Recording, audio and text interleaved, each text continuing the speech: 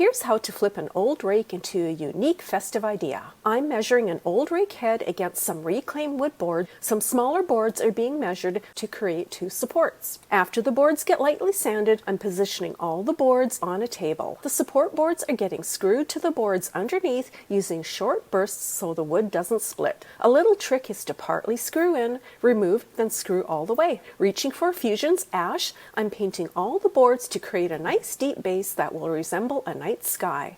A white backdrop could also look pretty, resembling a snowstorm. Selecting a small bucket with a branch as the tree base, I'm dry fitting my tree onto the boards, then attaching with screws. I'm now placing screws with wider heads in areas all over the rake, then screwing them in. Some small brown, silver, and tarnished gold ornaments are being hot glued in random places all over the rake head. And the bucket is being filled with pine cones. To create an easy snow sky, I'm dipping a paintbrush handle into white paint, then dotting the sky around the tree in random places. And my old rake turned unique rustic Christmas tree is now ready to display indoors or out.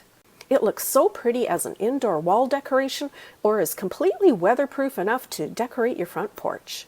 I hope this inspires you to try making an old rake Christmas tree of your own. Thanks for watching Hometalk, and we'll catch you next time. The next time you're out for a walk, pick up small branches or sticks of different lengths from each other. Place the branches on a table and take inventory. Lay them out horizontally on your table with the shortest branch on one end and the longest on the other. Also, if there are any sharp or protruding edges or branch ends, cut them off safely using a small saw. Take some jute twine and tie the end to one end of the shortest branch. Once secure, tie the twine to the end of the second branch. Hold them up to make sure the twine length between the 2 branches is even.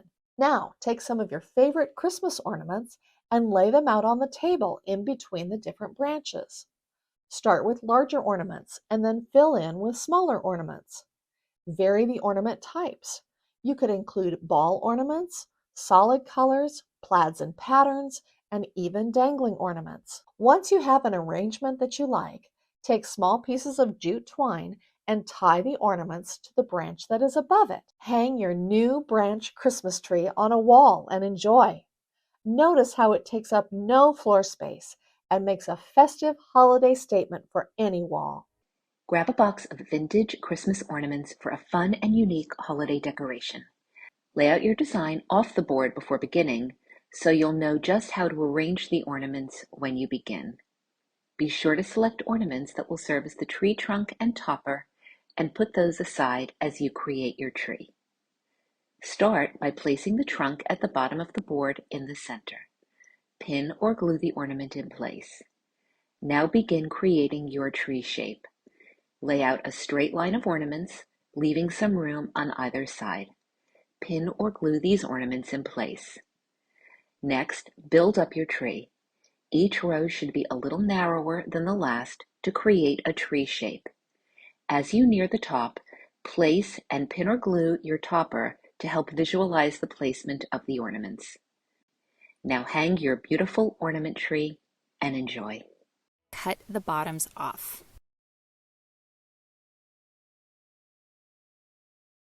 Fold the coffee filters in half and use a bit of hot glue to secure them together. Once the glue dries, cut the folded filters in half. Take a piece of poster board and roll it on an angle to create a cone shape. Use hot glue or tape to secure it. Take hot glue and the filters and cupcake liners and start at the base and work your way up the cone shape, changing between the filters and the cupcake liners for added texture.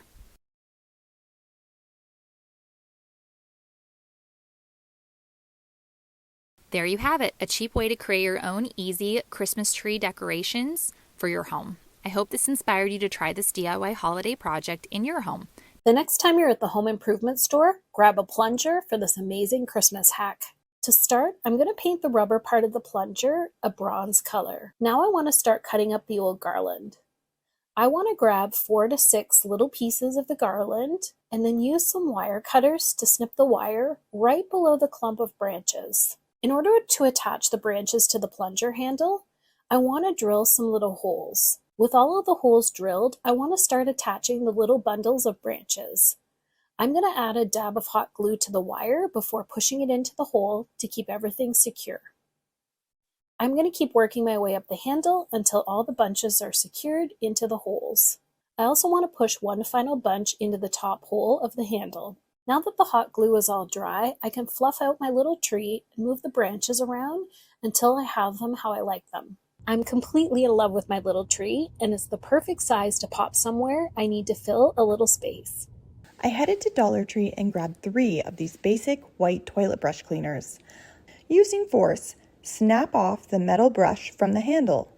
Grab your wire cutters again and cut the brush into different pieces. Carefully cut along the bristles to create a triangular dome shape. Can you guess what we are making yet?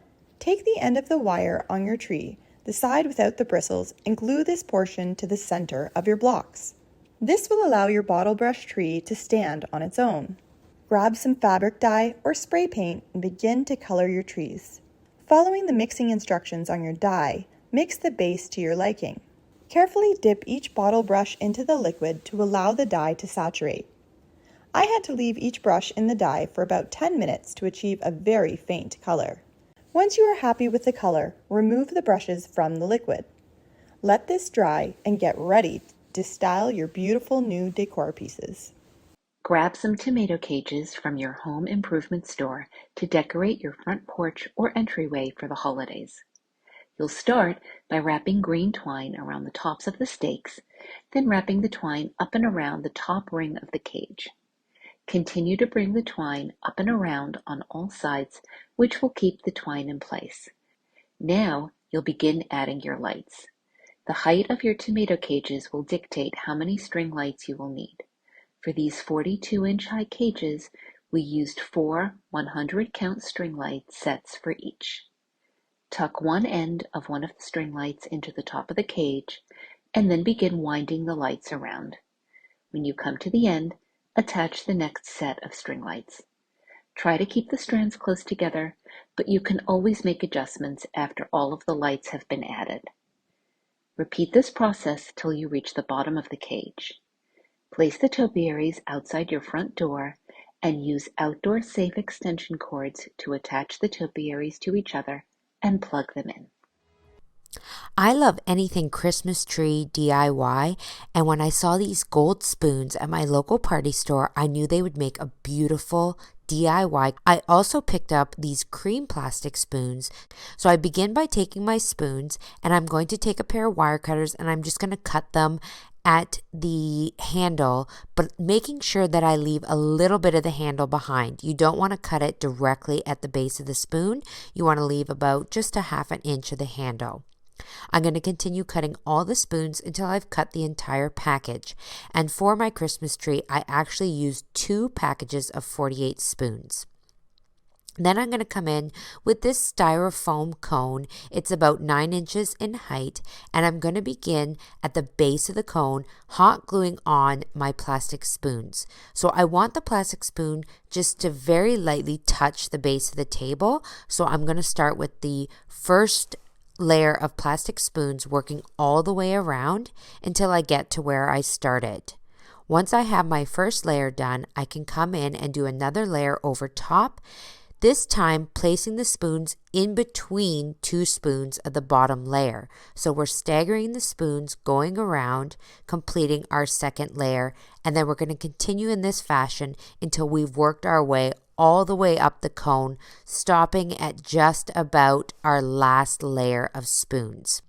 For my tree topper, I'm going to use this little metal star, and I'm going to hot glue it to a barbecue skewer. Then I'm going to come in with some matte Mod Podge, and I'm going to paint this star, and then I'm going to sprinkle on some gold glitter over top just to give it a fun shiny embellishment. Then I'm going to stick the barbecue skewer down into the styrofoam cone, and then I'm going to finish my last layer of spoons, tucking them up underneath of the star. And this is my finished plastic spoon Christmas tree. And you can see here that I did another tree in the cream spoons, just a little bit smaller. I cut my cone in half just to give me that nice staggered decor look. This DIY is so easy, and all of this cost me under $10.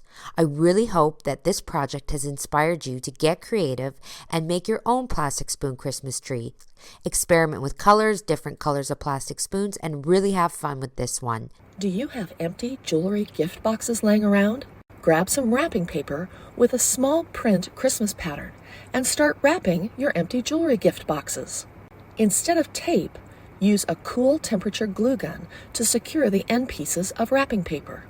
Every gift package needs a bow, so tie a bow or even just a simple knot around each little package with either some narrow Christmas ribbon or some fun red and white holiday twine.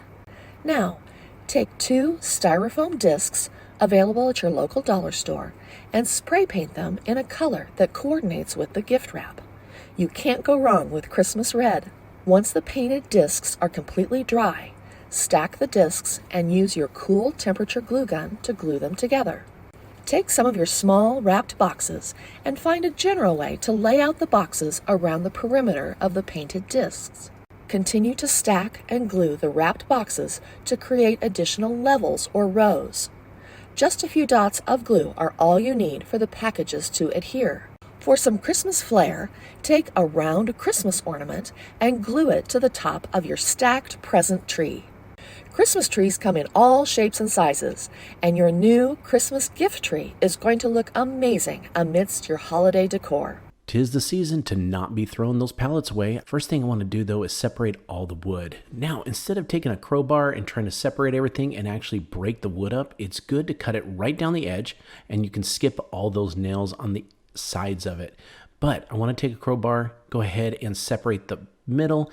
Easy does it. Just go take your time and pull them apart. I'm going to take away all of this pallet. Everything must come apart because I'm going to use every single board on here.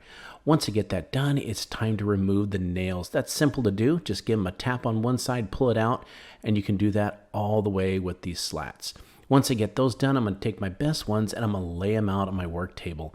I'm going to separate them about 1.5 inch spacing. A 2x4 is perfect for this. I'm going to go up and down to make sure it's right and then double check.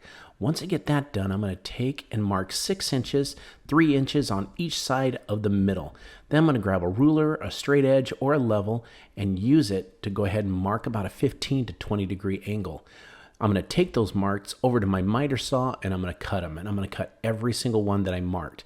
Once I do that, I'm going to take one of the 2x4s that came off the pallet, lay it down, and with the same spacing, set those boards back out again.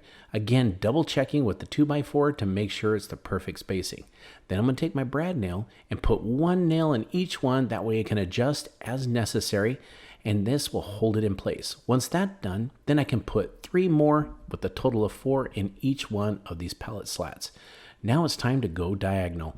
I'm going to take the rest of my wood and mark it underneath as I lay it across the tree, and I'm going to cut each one of those angles. And then I can lay it up there and get it a perfect angle, and I'm going to use that brad nail again to go ahead and put it in place and hold it and make it nice and secure. Once I do that, I'm going to drill a few holes all the way up and down our little Christmas tree here. The reason for that is I want to put some lights in, and what holds it better than anything is to use some hot glue. I put some to begin, put it in there, and then some over the top. Let it go ahead and cool down. It'll solidify and hold it in place, and some staples on the wires. Then I need to build a base. I took some of that wood that was left over, cut a notch on 2 of the pieces. I'm just going to use a little mallet to put them down, hold them in place, and then some 3-inch screws to hold the tree up. And then I thought, wait a minute, I want to add a little bit extra to this. I drilled some more holes, grabbed some ornaments from the Dollar Tree, put them in. Also, this came from the Dollar Tree. Also, this nice little star, put it on place. I'm going to set it up, and look at that. It absolutely looks amazing. I love it. It's got this rustic, old look to it. And watch this. When the lights come on, bam, look at that. It looks amazing. And because I put the lights on the back, when the lights go down, not only are you going to get a glow from the front, but you're also going to get a glow right on the back. This is actually good for the outdoors also, because the Christmas lights are outdoors and so is the wood. I hope this inspired you to go ahead and upcycle those pallets into a work of art. Thank you for watching Home Talk, and we'll catch you next time.